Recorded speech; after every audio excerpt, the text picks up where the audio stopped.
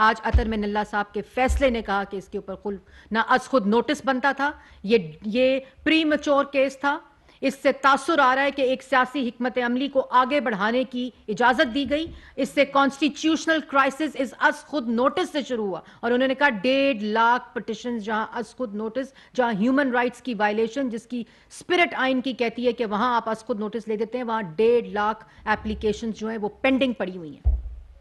اس سے مس کانڈکٹ، آئین کی غلط تشریح اور اختیارات کا ناجائز استعمال، یہ چاروں ججز کے جو فیصلے ہیں یہ خود اس کے اوپر مور لگاتے ہیں.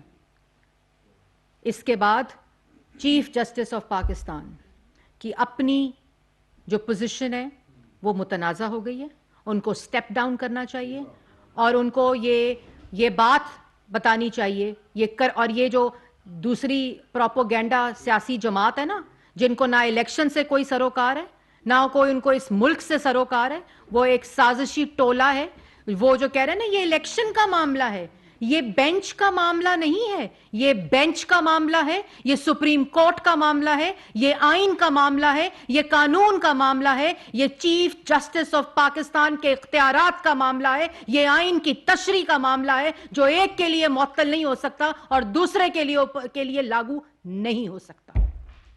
یہ کسی کی مرضی، کسی کی منشا کے مطابق لاگو اور معطل نہیں ہو سکتا.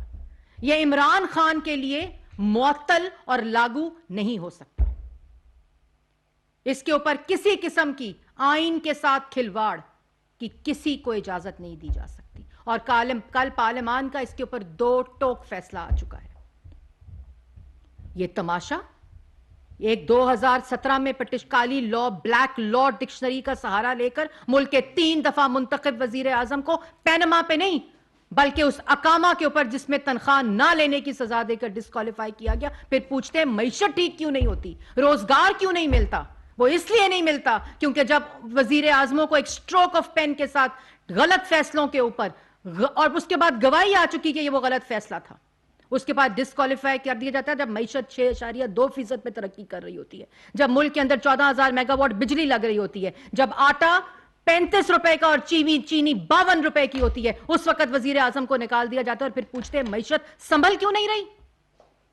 یہ وہ فیصلے جو کہ پاکستان کی عوام کے اوپر اثر انداز ہوتے ہیں، معیشت کے اوپر اثر انداز ہوتے ہیں، روزگار کے اوپر اثر انداز ہوتے ہیں، ملک کی ترقی کے اوپر اثر انداز ہوتے ہیں، اور پھر اس کے اوپر سوالات اٹھاتے ہیں کہ معیشت ٹھیک کیوں نہیں. معیشت اس لیے ٹھیک کیوں نہیں ہو رہی کیونکہ ایک ایسے شخص کو فیصلے سے مسلط کیا گیا، RTS کو بٹھا کر مسلط کیا گیا جس نے ملک کی معیشت کو تباہ کیا، عوام کو بے روزگار کیا اور عوام کی آٹا، چینی، بجلی، گیس، دوائی کو مہنگا کیا اور عوام کے پیٹ کے اوپر ڈاکہ ڈالا. آج اسی کی سہولت کاری کی جا رہی ہے جس نے کسی بھی دوست ممالک کو ساتھ نہیں رہنے دیا اور ایک کاغذ لہرا کر تماشا بنانے کی کوشش کی، جو بعد میں کہا محسن نقوی نے میرے خلاف سازش کی تھی.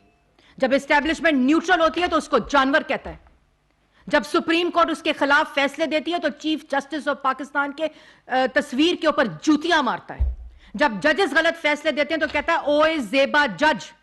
جب عدالت بلاتی ہے تو دندناتا ہوا بدماش کلاشنکوف اور اسلحہ لے کر عدالت کے اوپر حملہ آور ہوتا ہے. یہ اس کی سہولت کاری کی جا رہی ہے، یہ اس کو لاڈلا بنایا جا رہا ہے جو ایک فورن ایجنٹ ہے، جو ایک فورن فنڈنگ کے ذریعے منی لانڈرنگ کر کے آتا ہے، جو گھڑی چور ہے، جو اپنی بیٹی کو اپنے کاغذات میں ڈکلیئر نہیں کرتا، اس کو ایکسپٹ نہیں کرتا، جو ٹیرین کا والد ہے. یہ اس کی سہولت کاری کی جا رہی ہے.